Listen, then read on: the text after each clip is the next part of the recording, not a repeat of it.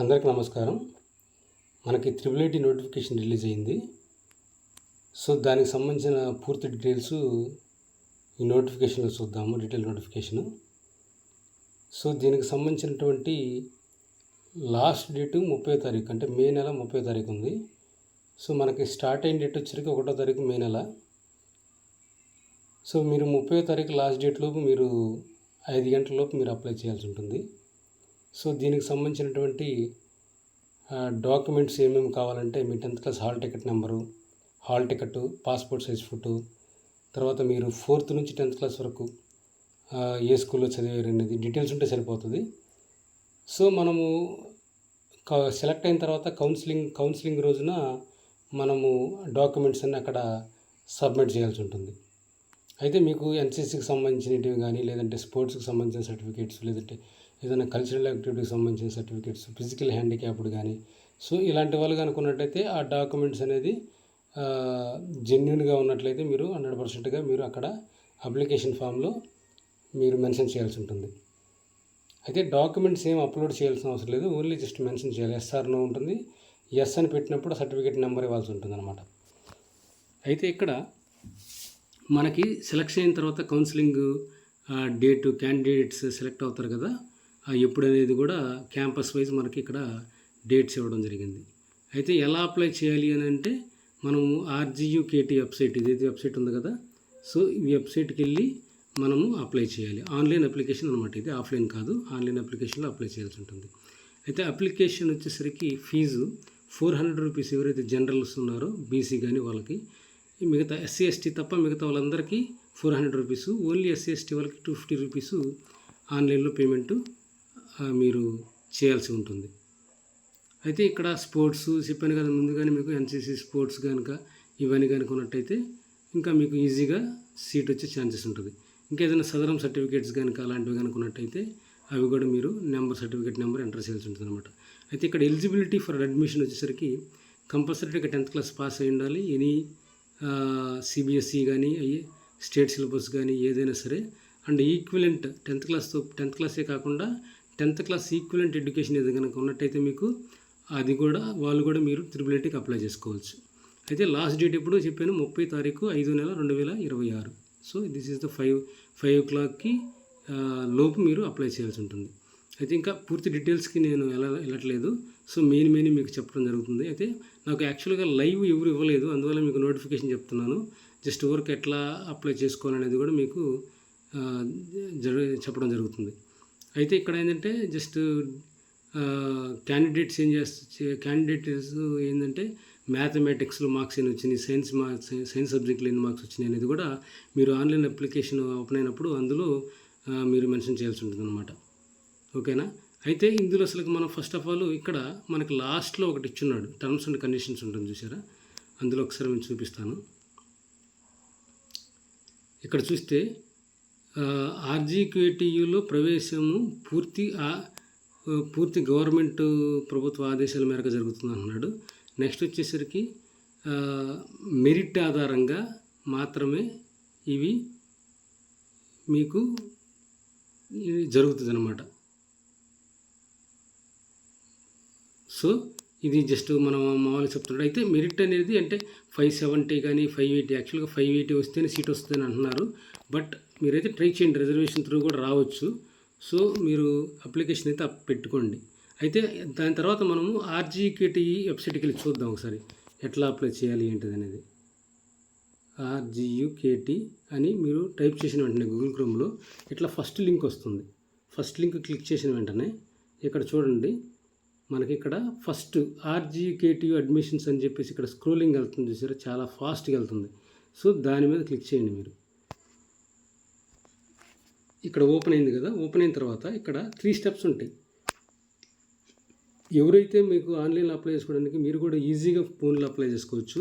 ఒకవేళ మీరు కనుక అప్లై చేసుకోలేము, ఏదైనా మళ్ళీ మిస్టేక్స్ పోతాయి అనుకుంటే నాకు కామెంట్ రూపంలో మీ ఫోన్ నెంబరు పెట్టండి, మీ పేరు పెట్టండి, నేను అప్లై చేసి ఆన్లైన్లో అప్లికేషన్స్ మీరు అప్లై చేసి ఇస్తాను.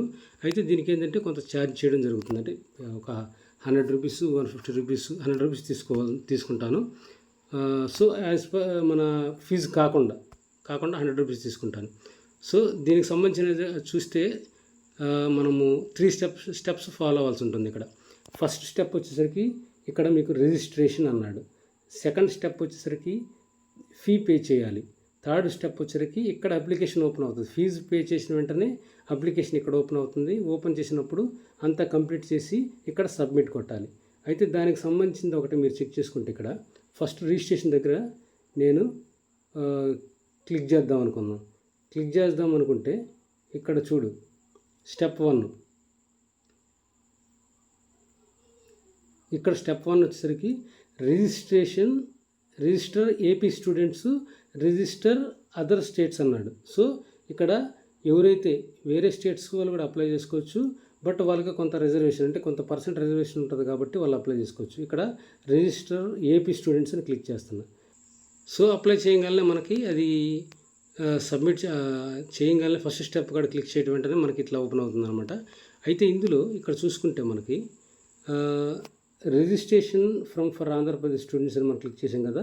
ఇక్కడ బోర్డ్ ఆఫ్ ఎస్ఎస్సి లేదా ఈక్విలెంట్ ఎగ్జామ్ మీరు ఏదైతే మీరు పాస్ అయ్యారో అది మీరు సెలెక్ట్ చేసుకోవాలన్నమాట. ఇక్కడ సెలెక్ట్ చేసుకున్న తర్వాత ఇక్కడ date of birth as per SSC, తర్వాత ఇక్కడ ఈమెయిల్ ఐడి, ఎక్కడైతే స్టార్ మార్క్స్ ఉన్నాయో కంపల్సరీగా యూ హ్యావ్ టు ఫిల్ అనమాట. సో ఇక్కడ 10th class hall ticket number mention చేయమంటున్నాడు. తర్వాత స్టేట్ రిజర్వేషన్ కేటగిరీ అది ఏదైతే మీరు క్యాస్ట్ ఏదైతే ఉంటుందో అది మీరు మెన్షన్ చేయాలంటున్నాడు. ఇక్కడ వచ్చేసరికి student name as per SSC అన్నాడు. ఇక్కడ స్టూడెంట్ నేమ్ అనగానే మీరు యాజ్ పర్ ఆధార్ వెళ్ళొద్దు. ఆధార్ అంటే మెన్షన్ చేయబాకండి. ఏదైనా సరే మనకి basic as per SSC certificate మీద ఏదైతే ఉంటుందో ఫాదర్ నేమ్ కానీ మదర్ నేమ్ కానీ మీ పేరు కానీ స్టూడెంట్ నేమ్ కానీ ఏదైనా సరే ఎస్ఎస్సి ప్రకారమే వెళ్ళవలసి ఉంటుంది, డేట్ ఆఫ్ బర్త్ సహా.